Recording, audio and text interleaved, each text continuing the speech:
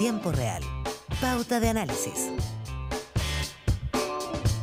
Son 8:34 de la mañana y ya están con nosotros nuestros panelistas de día jueves, en este jueves 17 de octubre. Estamos a 9 días de la elección, ¿eh? Y están pasando tantas cosas. Carlos Minami, Rodrigo Villa, ¿cómo les va? Buenos días, como cada jueves.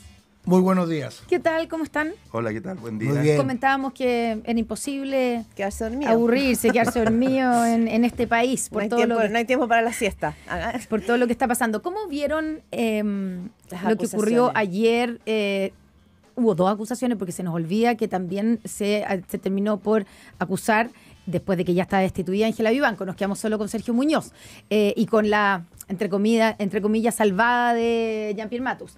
Pero ¿cómo lo vieron? ¿Lo vieron con dramatismo? ¿La salida de Sergio Muñoz, Carlos Minami? Yo la veo con dramatismo, encuentro que es extremadamente grave. ¿Por qué? Yo trato todas mis actuaciones, producto también de la experiencia, de ser moderado, de tratar de ponerme en los zapatos de los otros, tratar de ponderar todos los argumentos que sean de lado y lado, pero esta vez yo la verdad es que no puedo sino hacer mía unas palabras de un senador. El senador, yo no lo conozco, el senador Pedro Araya, pero dijo cosas muy duras. Dijo que el caso de la destitución del juez Muñoz había dado lugar al paso de la barbarie y que esto era una ignominia. Yo francamente considero que esto es así. Creo que no habían razones valederas para justificar esa acusación. Haber homologado la situación de la ministra Vivanco con la situación del ministro Muñoz, me parece a mí que fue un error gravísimo que se cometió en la Cámara de Diputados, que todavía no logro entender por qué eso ocurrió de esa manera. Pero reitero, bueno, no es por casualidad que hoy día todos estamos hablando de la destitución del juez Muñoz, y lo de la ministra Vivanco ya simplemente es como un dato de la causa de que habían fundamentos. Las acusaciones fue removida por unanimidad de sus pares en la Corte Suprema, y la acusación constitucional contra ella se votó prácticamente por unanimidad. El caso grave a mí me parece el caso del juez Muñoz, donde yo creo realmente me va a ser muy difícil que me puedan convencer de que esto no es una vendetta y que aquí no hay un precedente gravísimo de un pronunciamiento del Senado de la República, una mayoría circunstancial del Senado de la República respecto de los fallos de un ministro. Y eso naturalmente que iba a poner en cuestión. Lo sacaron por sus fallos. Yo estoy convencido de eso. Porque había una duda más que razonable respecto de los cargos que se le formulaban. Entonces, el argumento lo que queda en pie es claramente el juicio respecto a los fallos. Rodrigo Villa, ¿cómo lo ves tú? Porque también hay voces, entrevistábamos a Jimena Rincón esta mañana aquí en Primera Pauta, y ella decía, no se puede tampoco, porque un juez es de un cierto sector político, o lo defiende un cierto sector político, pasar por alto las acusaciones que ahí venían, lo que decía la senadora Jimena Rincón. Sí, yo estoy completamente en desacuerdo con Carlos, y creo que es bueno que marquemos, ¿no es cierto?, estas diferencias. Pero primero quiero hacer o recordar algo que conversamos en los programas anteriores. Está funcionando la institucionalidad en Chile. Es decir, hace 2 meses atrás, me puedo equivocar, con el caso Audio, hablábamos en esta misma mesa de que lo que estaba aquí en tela de juicio era la capacidad de las instituciones de resolver problemas graves de probidad, ¿no es cierto? Y esto se fue enfocando hacia el sistema judicial, la Corte Suprema, y hacia el Ministerio Público. Y en el caso del sistema judicial, la Corte Suprema destituyó a la jueza Vivanco, ¿no es cierto?, y ayer fue suspendida por 5 años de sus funciones públicas. En el fondo, ese es el hecho respecto a Vivanco. En el caso del juez Muñoz, yo escuchaba, en la mañana escuché a Jimena Rincón, también escuché su presentación, su justificación de voto ayer, y el del senador Galilea. Y creo que ahí están las dos claves respecto a los fundamentos de este tema. Los fundamentos tienen que ver no con lo que dice el oficialismo o parte o los senadores, algunos senadores oficialistas, que es enjuiciar los fallos de Muñoz. Incluso Jimena Rincón hoy día en la mañana en esta radio decía que ella estaba de acuerdo con varios de los fallos del juez. Escuchaban también al ministro. Y el ministro de Justicia, ¿no es cierto?, estaba acá, decía hace un rato atrás, que tampoco le atribuyamos todo al juez Muñoz en la tercera sala. Esto era una cosa colectiva, etc. Entonces, no hay fundamentos, no existen fundamentos en esa línea. Y sí existen fundamentos en términos, ¿no es cierto?, de cómo él actuó frente a 2 hechos distintos.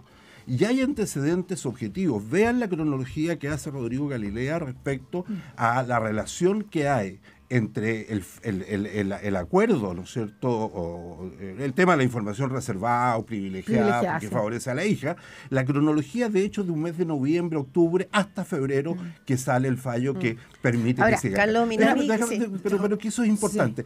¿Y por qué lo digo que es importante? ¿Y por qué me preocupa que senadores del oficialismo reaccionen como reaccionen? Y voy a leer dos declaraciones. Saqué un papelito que la memoria es débil. El ¿Te senador... acuerdas de Sebastián Piñera? ¿perdón? Con el papelito. ¿Te acuerdas? Y siempre, Es no un, solo... es un orgullo. Sí. No, sí sé, te lo agradezco, sí. te lo agradezco. Daniel Muñoz, el senador del Partido Comunista, habla de actos de corrupción, lo que sucedió en el Senado. Y cuando un senador dice que sus pares son corruptos por haber votado en conciencia... Daniel Núñez. Perdón, ¿qué dije yo? Daniel Muñoz. Núñez, sí. Núñez. Una pequeña... A eso no le ha pasado a Piñera. Ya no le ha pasado a Piñera. Eso sí. Gracias, Rodrigo. Daniel Muñoz es No le había pasado. Ya. No, no le Daniel había Muñoz pasado. el actor. Sí. Daniel Núñez. Gracias, Carlos. Y el segundo es de tu colega, de tu colega de partido, ¿cómo se llama? Alfonso Urresti, cuando dice, el juez ha llevado durante todo este tiempo las banderas del progresismo. El fundamento de Urresti, Alfonso, que es un gran senador por Valdivia, lo conocí cuando era diputado, dice que el fundamento, en el fondo, uno de los fundamentos de su voto es que es un juez progresista. Si aquí no estamos discutiendo si es progresista o conservador, estamos discutiendo si él cometió errores de probidad en su gestión. Y para terminar, 30 segundos. Me sorprende que la Suprema ayer en paralelo a la discusión en el Senado, hayan terminado y hayan redactado en la Comisión de Ética el resultado de su análisis. Esto debiera haberlo hecho hace 2 años atrás la Suprema y con eso se evitan, ¿no es cierto?, la acusación constitucional. Ahí sí, voy a Carlos, poner sí. solo un punto a lo que dice que uno de los cuestionamientos precisamente, no solo del Consejo de Ética, ¿por qué entonces nadie levantó la mano Porque hace 2 años cuando se supo Eso dijo estas la Gobea. acusaciones? Que eso lo es estoy que de diciendo yo. verdad, Eso lo dijo la si esto ya Gobea pasó ayer. hace 2 Pero años, ya, fue Carlos, controvertido, no, etcétera. No, se levantó comunicacionalmente. Sí, La sí. radio Bio Bio lo tuvo presente a lo menos durante un año. Carlos Minami. Bueno, por eso que es tan grave lo que ocurrió y que hechos que estaban dando vueltas hace ya mucho tiempo se hayan servido como argumento para empaquetar unas acusaciones y que le permita a la derecha aparecer, mira, aquí empatamos, aquí salió uno de un lado, otro de otro lado. Eso. Pero, y en ese sentido a mí me parece muy extraño y espero que hoy día se clarifique por qué el informe de la Comisión de Ética, que entiendo se filtró anoche, yo no lo conozco el informe de la Comisión de Ética, pero habría sido un elemento muy importante a tener a la vista en la discusión de ayer en el Senado. De hecho, lo pidió la defensa de Muñoz. Exactamente. ¿Y por qué no se la dieron? ¿Y por qué no le di, por qué los pares, entiendo que votaron en la Suprema y no se hizo público ese informe, que habría podido cambiar bastante el curso de los acontecimientos, porque entiendo que es un informe que es culpa al ministro Muñoz por los cargos que se le formula. Ahora, yo quiero decir una cosa a Rodrigo. A ver, Rodrigo dice las instituciones funcionan. Está bien, las instituciones funcionan, pero pueden funcionar muy mal. Y yo remitiría, por ejemplo, cuando se presentaron, yo fui contrario, acusaciones constitucionales contra el presidente Piñera. Ahí uno también podría, Rodrigo, haber dicho, mire, la verdad, pero que se preocupa si las instituciones están funcionando. Pero era gravísimo que se estuvieran presentando acusaciones que no tenían fundamento respecto al presidente de la República. Entonces, en ese caso, habría que haber dicho también, mira, las instituciones funcionan. Yo digo las instituciones funcionan, pero en este caso, francamente, se abusó de un instrumento constitucional que está disponible, pero que tiene que ser usado de manera muy moderada, muy cuidadosa, y me parece a mí que este no fue el caso. Bueno, yo estoy en desacuerdo. Creo que incluso, voy a insistir, estaba escuchando al ministro hablar de la editorial del Mercurio.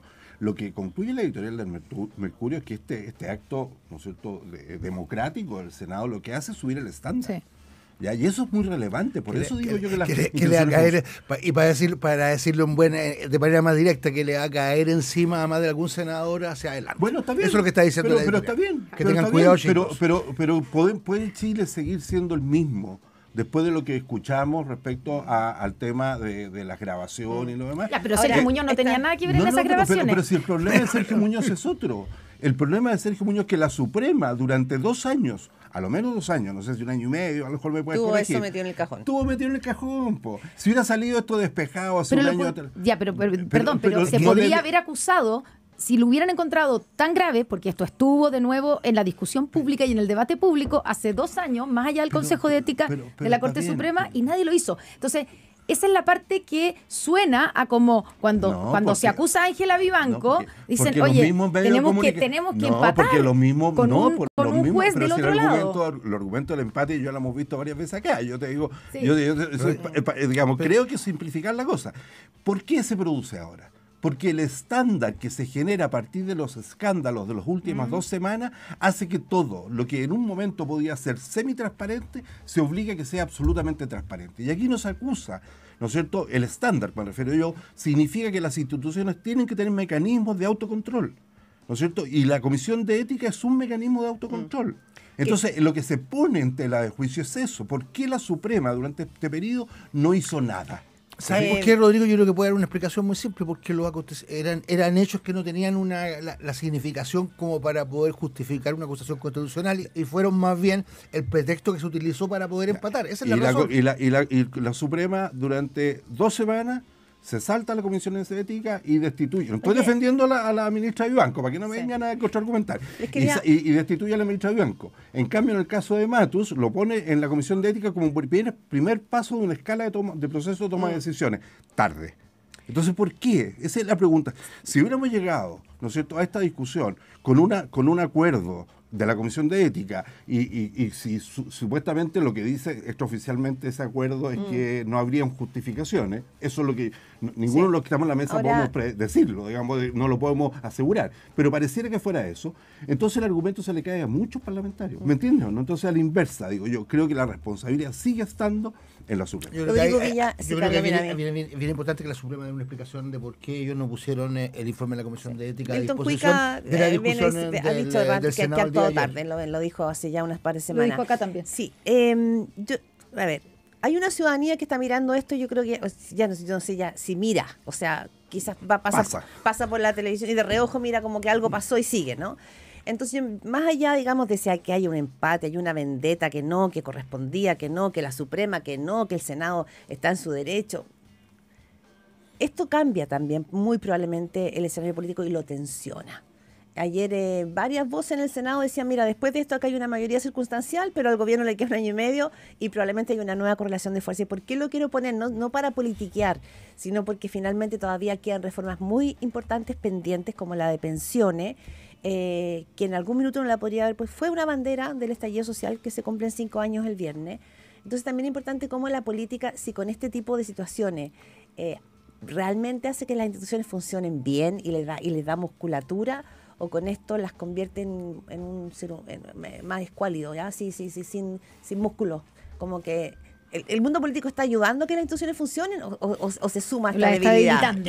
Yo personalmente creo que este es un episodio más de una historia triste, que es la historia de una cierta descomposición del sistema político chileno, para decirlo con total franqueza. Y creo que de ese proceso quizás las expresiones más directas son la senadora Rincón y el senador Bócar, que eran parte de una coalición y se pasaron por razones que me parece a mí que son completamente subalternas, que nunca han logrado explicarlas, se cambiaron simplemente de bando y hoy día han generado una relación de fuerza en el Senado, que no es la relación de fuerza que se generó producto del pronunciamiento popular, producto del funcionamiento de la soberanía popular. Ellos eran Tú dices porque fueron elegidos como oficialistas y ahora están en la oposición. Exactamente, entonces creo que ellos son parte de esta descomposición. Y yo reitero algo que hemos venido repitiendo en este programa. La DC no está en el oficialismo tampoco. Pero tiene una actuación completamente distinta. Y yo lo que reitero, espero que a partir de las próximas semanas se inicie la discusión sobre reformas políticas que permitan iniciar un proceso de saneamiento del sistema político, porque creo que lo que tenemos hoy día, particularmente en la Cámara de Diputados, es extremadamente grave. A ver, Rodrigo Villa. Yo no soy el defensor de Jimena ni los demócratas, digamos, pero creo que hay un hecho político no menor que hace que una parte importante de la centroizquierda salga de lo que es el conglomerado gobierno, que es lo que pasó el 18 de octubre del año 2019. Ahí hay un tema donde ellos marcan diferencias con la violencia institucional, ¿no es cierto?, apoyada por muchos que hoy día están en el gobierno. Entonces, no es que ellos se cambian de bando, como dice Carlos. Yo creo que ellos toman una posición política que me parece que es coherente con su perfil democrático. ¿Ya? Ahora, muchas de las votaciones que ha aprobado, proyectos de ley que ha aprobado el gobierno en el Senado principalmente, han contado con los votos de ellos y han contado también con votos de la oposición. En materias de seguridad, la oposición, incluyendo a Jimena Rincón y a Walker, han sido con el apoyo de ellos. Entonces, yo creo que, a ver, la política, Claudia, es un espacio donde se tienen que confrontar ideas. ¿Ya? No le tengamos miedo a eso. En buena lid, totalmente. Eso es. Claro. ¿Y qué es lo que son las ideas en la gestión? Son políticas públicas. ¿Ya? Entonces, cuando hablamos de políticas públicas, ¿es legítimo que Carlos piense respecto a una política distinta que yo? Sí, es súper legítimo. Tenemos que buscar, ¿no es cierto?, una posición, porque el país necesita una respuesta también.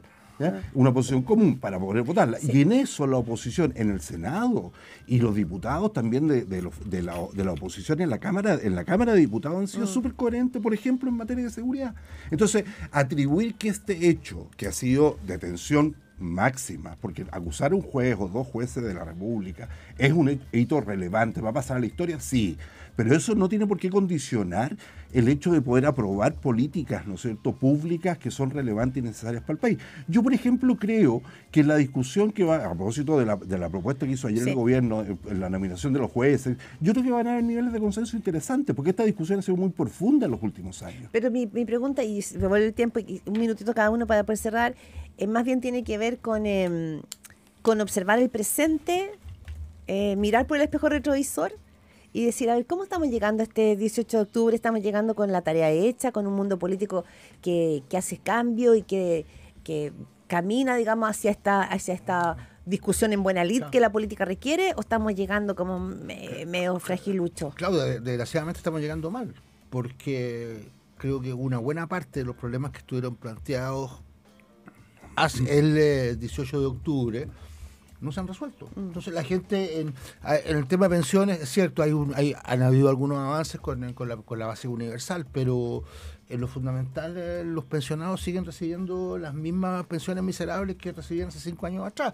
El crédito universitario, estamos iniciando una discusión ahora para ver cómo se resuelve el tema del CAE y así. Entonces creo que desgraciadamente el sistema político también está al debe, porque también yo lo he dicho en otras ocasiones, el acuerdo del 15 de noviembre del 19 tenía una pata constitucional muy importante, pero le faltó una pata social que tenía que haber resuelto en ese momento y no haber reflectado la situación que tenemos hoy día, donde la gente dice, mira, tuvimos un estallido, han pasado 5 años y los problemas no se resuelven. Rodrigo Villa. Dos cosas.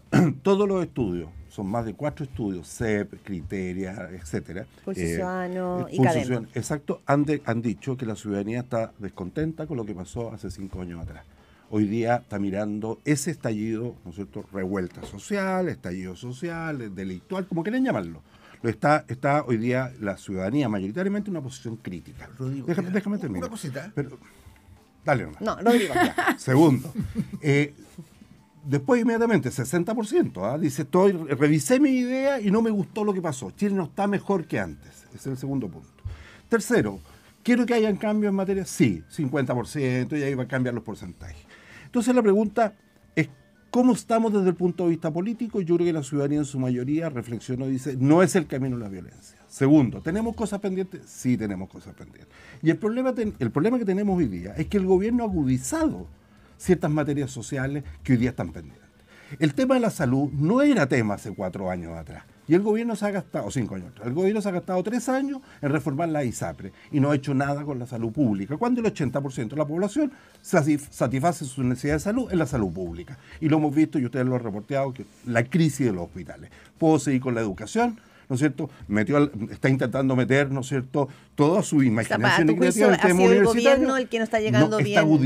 Está agudizando. Ese es mi concepto. Quería hacer un apunte, sí, Carlos, un apunte breve, Carlos, que justo con una visión crítica, particularmente toda la dimensión violenta, el lado B que tuvo el estallido, la gente también sigue diciendo muy mayoritariamente que las causas que llegaron al estallido siguen presentes y que la gente siente que esos problemas no están resueltos. Bien. Entonces, creo que hay un lado B y hay un lado A, y lo que a mí no me parece bien, Rodrigo, es que este intento que ha habido de estigmatizar la protesta y la movilización social. A mí eso no lo comparto. Yo toqué los dos puntos. Sí. Bueno, faltó el lado C, que es el lado de la ciudadanía.